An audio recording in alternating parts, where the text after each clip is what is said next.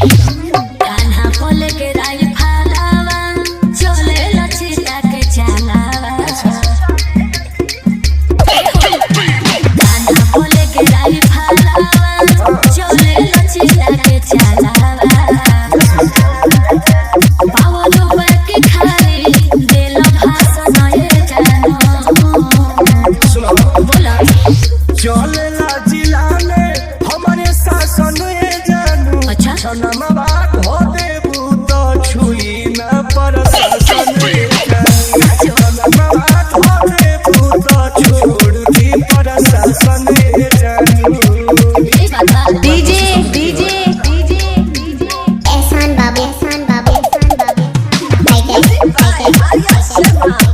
हिमाई पट्टी चौ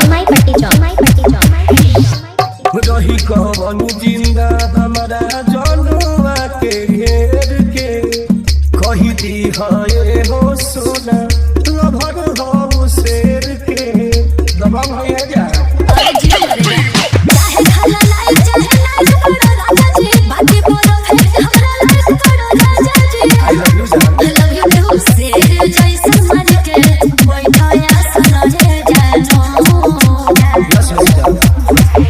चले ला जिला में हमारे शासन ये जानू तो नमवा धो देबू तो छुई न प्रशासन ये जानू तो नमवा धो देबू तो छोड़ दी प्रशासन ये जानू डीजे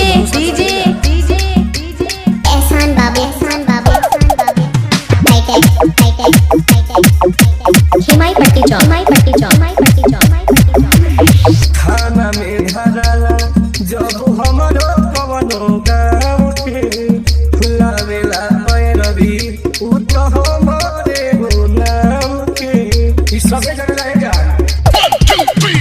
ये में हो और खोगे बात हमरा जान में नेतायों के नेता के बड़ा पहचान में हर राज करो सुनी ले टुन ना होई है पाछा सुनो हे जानो एक पीस बन जा चले ला जिला में हमारे शासन ये जानू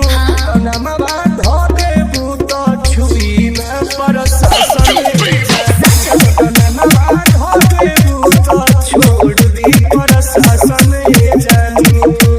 हिमाई पट्टी चौ